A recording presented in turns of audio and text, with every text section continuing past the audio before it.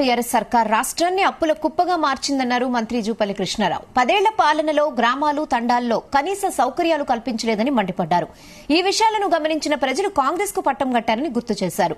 ఎన్నికల్లో ఇచ్చిన హామీలను తప్పకుండా నెరవేరుస్తామని ప్రజలకు వెల్లడించారు. కామారెడ్డి జిల్లా జుక్కల్ నియోజకవర్గంలోని రాజారాం తండాలో ఎమ్మెల్యే లక్ష్మీకాంతారావుతో కలిసి ప్రజాపాలన కార్యక్రమంలో మంత్రి పాల్గొన్నారు. కౌలాస్ కోటను పర్యాటక ప్రాంతంగా అభివృద్ది చేస్తామని స్పష్టం చేశారు.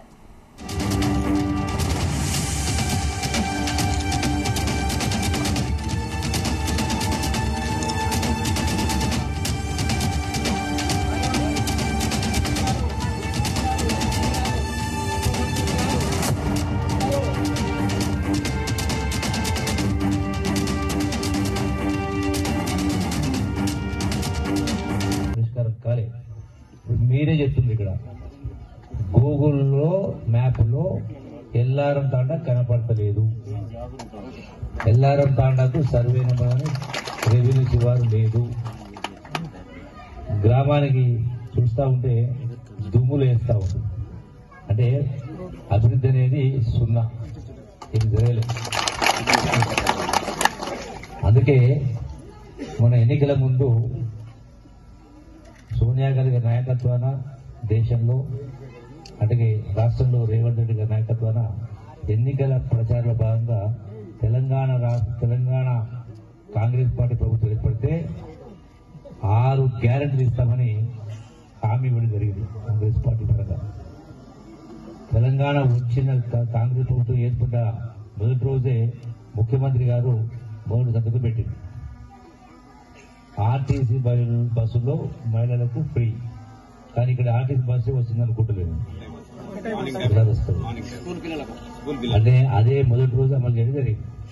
అట్లాగే రోగము నొప్పి వస్తే ప్రైవేట్ హాస్పిటల్కి పోయి లక్షల రూపాయల అప్పుల పాలు కావద్దని ఇన్సూరెన్స్ ను ఆరోగ్యశ్రీని 5 లక్షల రూపాయలను 10 లక్షల రూపాయలు పెట్టడం జరిగింది మొదటి రోజు.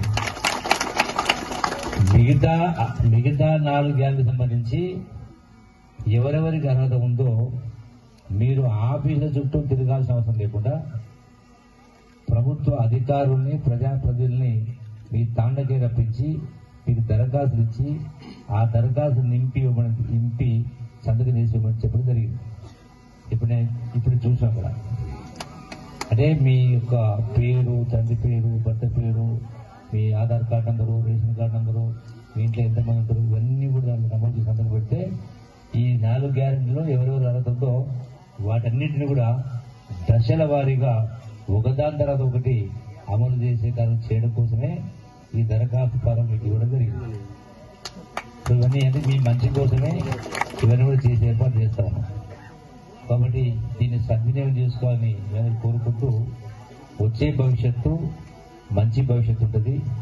మీ కష్టాలు తీరే కార్యక్రమం జరుగుతుంది చెప్పని మన గౌరవ శాసనసభ్యుల వారు అది మొదటిసారి విధానస్తూ ఆశీర్వదించడం జరిగింది. నాకు ఇప్పుడే తెలిసింది ఈ తాండాలో మూకుమ్మడిగా ఏకపక్షంగా కూడా ఇక్కడ వారికి ఆశీర్వదించడం జరిగింది. మేము ఎన్నంటుండి మీ కష్ట సుఖాల్లో పాలు పంచుకునే కార్యక్రమం చేస్తారు. ఇప్పుడు మీరు చెప్పిన 2 అంశాలు వెళ్తున్నాయో, ఒకటి గూగుల్లో మ్యాప్ లేదని, రెండవది రెవెన్యూ శివారు లేదని. సరే, దానికి సంబంధించి ఒక సంబంధిత శాఖ అధికారులతో సంబంధిత మంత్రి గారు ఒకరికొకరు కరెక్ట్గా ఒకటి taken with the state administration, send a copy to me also.